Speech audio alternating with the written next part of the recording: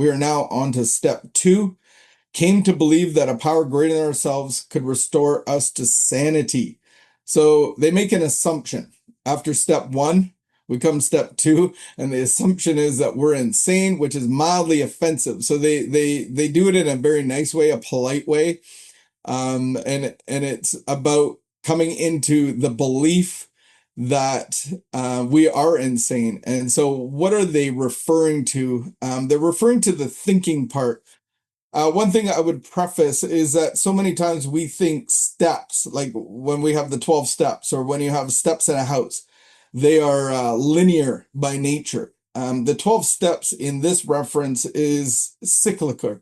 So they're kind of circular. And so that's the invitation to entering into a new way of living through this process, through this concept, and making this as part of your life, part of your thinking, part of your belief system, and leading you into a faith journey. And so you don't get to the end of it and you're done. You just continue to live into this process and into these ideas, and into these concepts. So if you've ever been insane, you might not think you're a person that has insanity because you've never been to the mental hospital, or you've never been arrested, or you've kind of had maybe a mild form of insanity.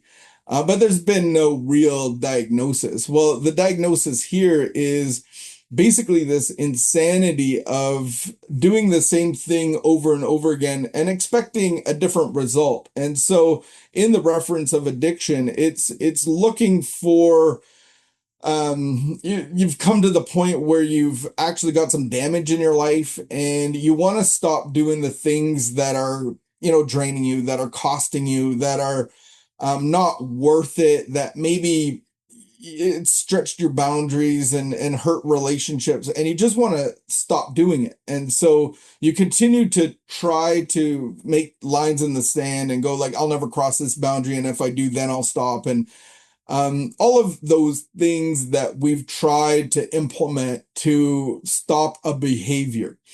And so if you've been insane and just the thinking and the overthinking and the unhealthy thinking and the intrusive thoughts and the continual barragement of your mind, it's very draining. And so to pair this up with a biblical verse, Matthew 11:28 says, "Come to me who are weary, and I will give you rest. Come to me who are weary and heavy burdened, and I will give you rest." And the whole thing that we are after is in step 1, where we looked at a sense of ease and comfort. So I put these things into my body. I drink, I use, I do these things relationally, sugar, pornography, nicotine. Those things give me a sense of ease and comfort. Biblically speaking, God offers us ease and comfort, and it's my rod and my staff that will comfort you. The protection and provision, the correction and discipline of the Good Shepherd, those are the actual things that bring me ease and comfort. To know that I'm cared for, to know that I'm protected, to know that I'm worth actually being there to provide for and to be protected by. All of those things actually cause me to receive comfort and ease in my heart, in my spirit, and in my mind. And so if you have this insanity, these intrusive thoughts, it's very draining. And over the course of, 10 years of addictive behaviors and addictive thinking and the compulsivity of that all, it's actually draining. And so insanity is doing the same thing, expecting different results, over and over and over again. This message and this way of living is actually for hopelessness.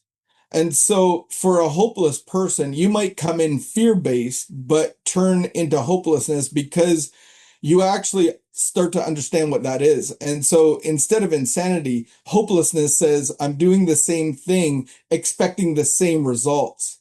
And that's actual hopelessness. Like, I want to be different, but there is no way that that's ever going to happen because I've tried it all. I've expected different results. I've I've implemented so many things. I've gone to the therapist. I've gone through relationships. I've changed jobs. I've changed geographical locations.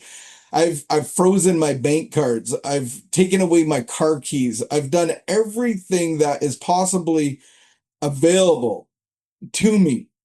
I've gone through the steps. I've gone through a treatment center or 10. I've done everything that is appropriate that I could think of, and I'm not getting any results that are different. That is actual hopelessness, which is where we actually need to be. So step two is actually dealing with the mental part of this problem, which is 80% of the actual issue. The physical part, the compulsivity, the when I start, I can't stop is only 20%, because if the mental's not there, then I actually will never go pick up and drink. So if I deal with the mental, I actually don't ever drink. So dealing with the mental, we can do that in lots of ways. We can do that in cognitive therapy. We can do that with, like replacement therapy. Like I just change my thinking. Like I go to meetings, I go to meetings, I go to 90 meetings in 90 days. I just get immersed into different types of thinking. I start playing sports. I start a hobby. I start a new relationship. Those are great replacements, but it's only going to last for so long, because we need to understand where the mental part comes from. The mental part actually comes from this thing called fear. In the big book, it states that fear is a corrosive red thread shot through our fabric of our very existence. We're born into fear. We're born outside of the Garden of Eden. We're born outside of a relationship with God.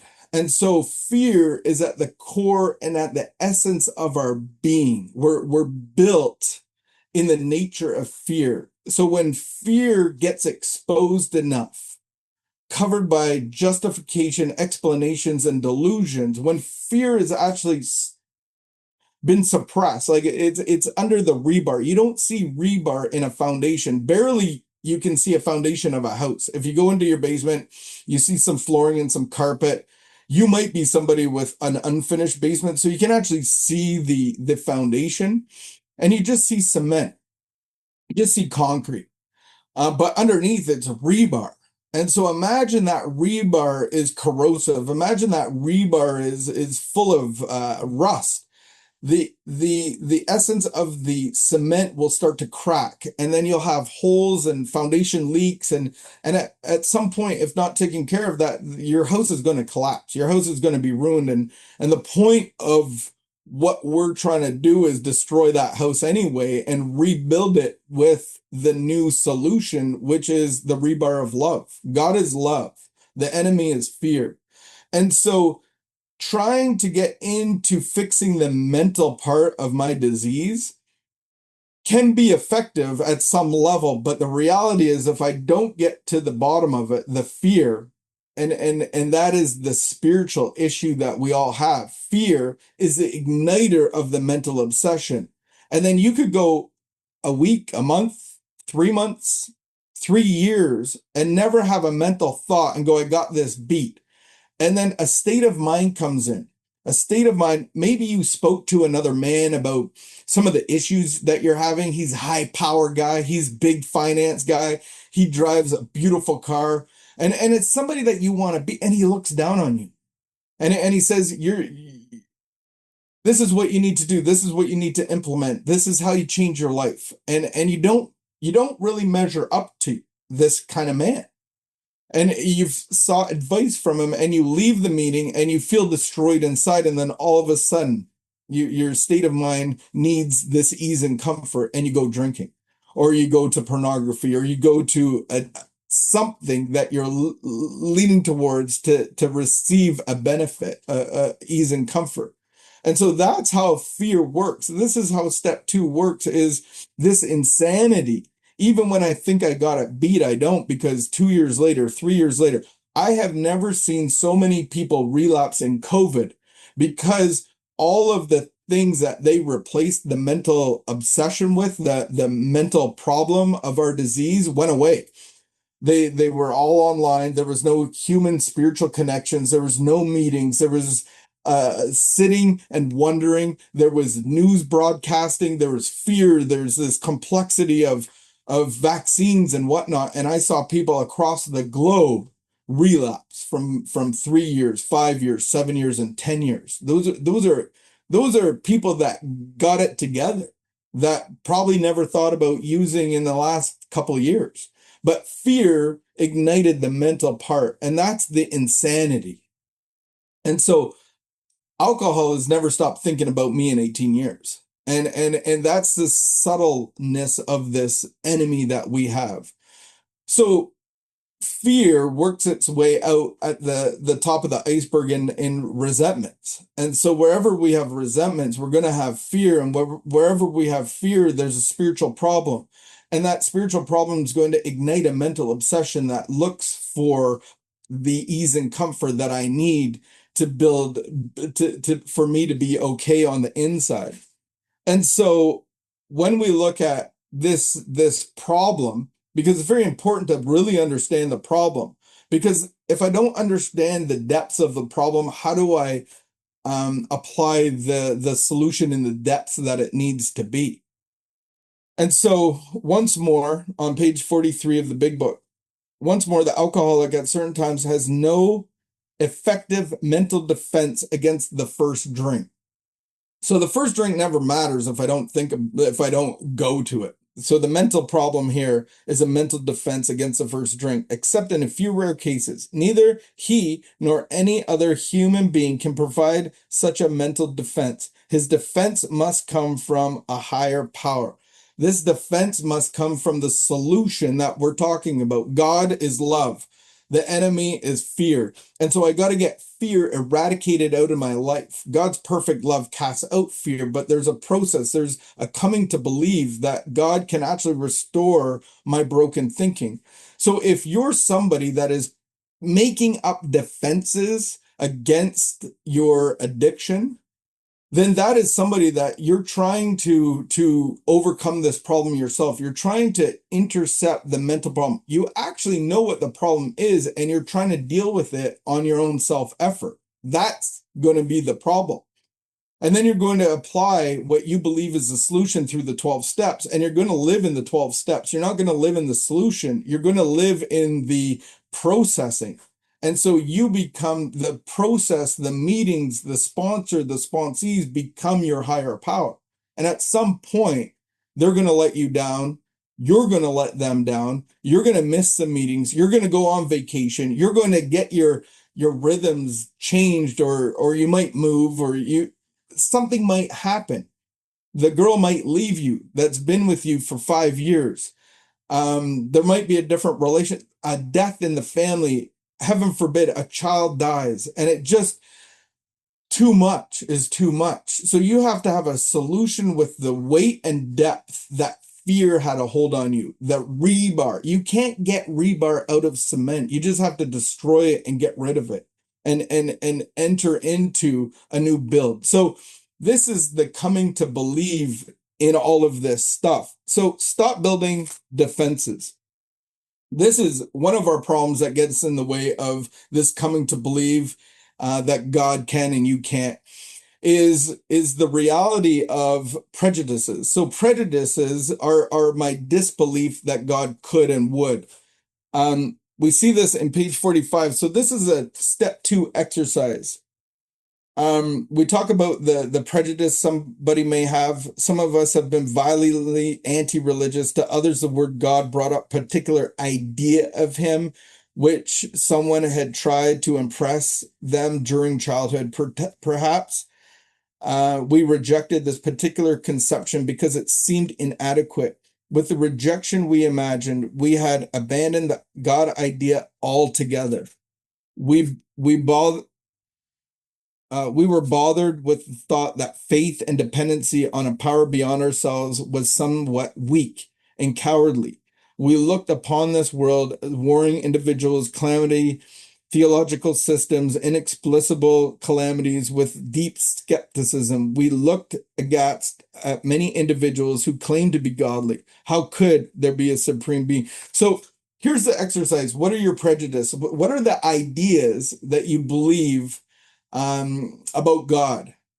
Is it true or false? And then where did I get that idea from?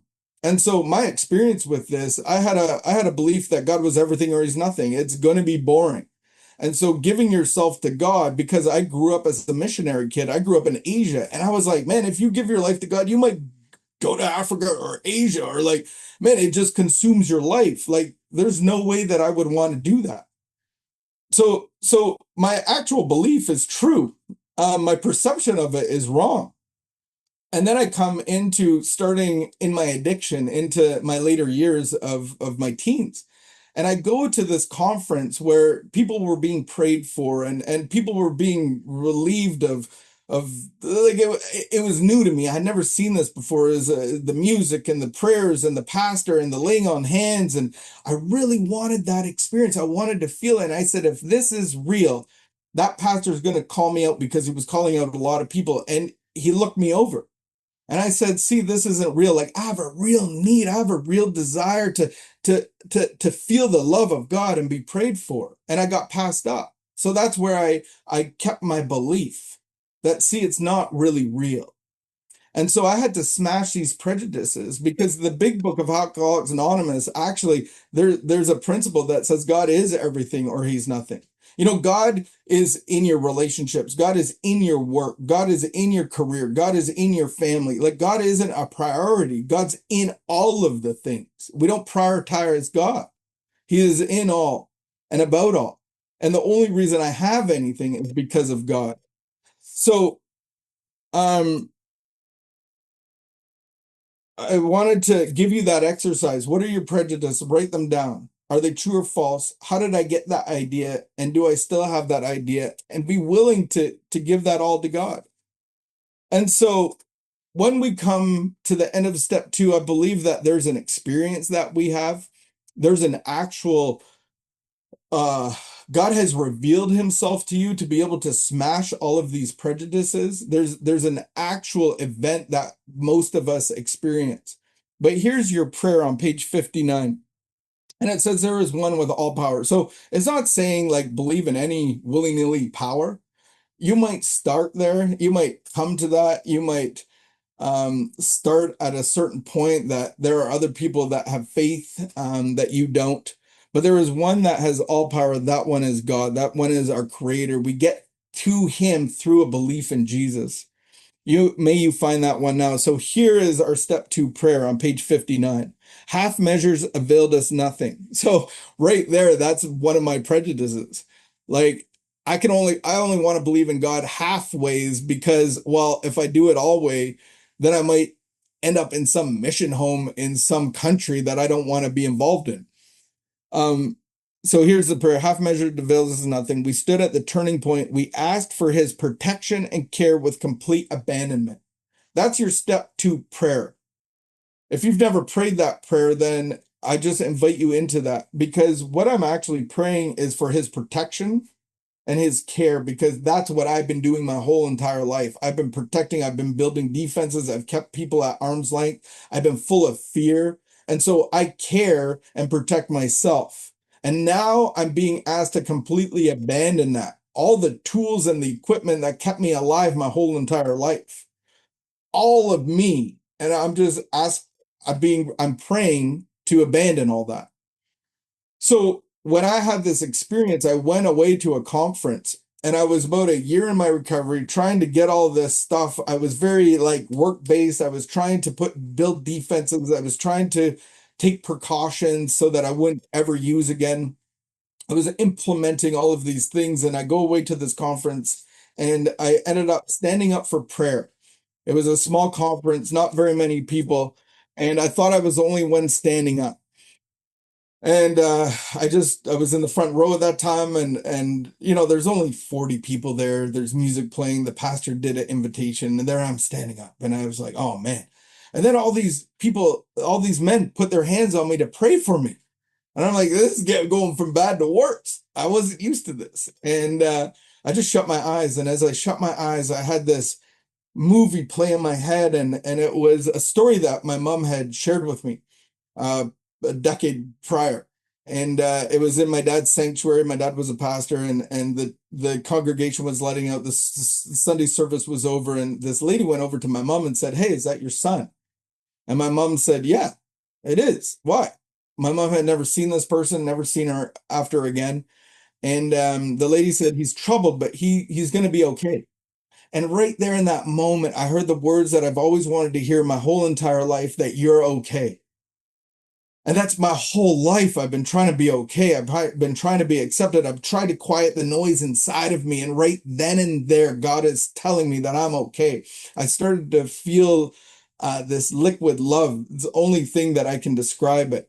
It was causing me to leak out of my face, snotzicles, crying. I'm having trouble breathing, and I'm feeling love for the very first time. I had this cloud over my head that was just evaporating. It was anger and hate and rage. All of those things that were in me is just evaporating. I realized in that moment, it almost made me laugh that I've been like this my whole entire life, that I was in a fighting position. And I realized that, who was I fighting? I've been fighting nobody. I've been fighting myself, on guard, protecting and caring for myself my whole entire life. My shoulders were slumping. I was feeling a sense of relief that I'd never felt before in my whole entire life. And I believe in that moment, that was my step two experience, that I could believe in the power of God that would restore my sanity, that I could completely abandon myself for his protection and care. And I left that night. I went home, and I'd never been the same because I was able to abandon myself.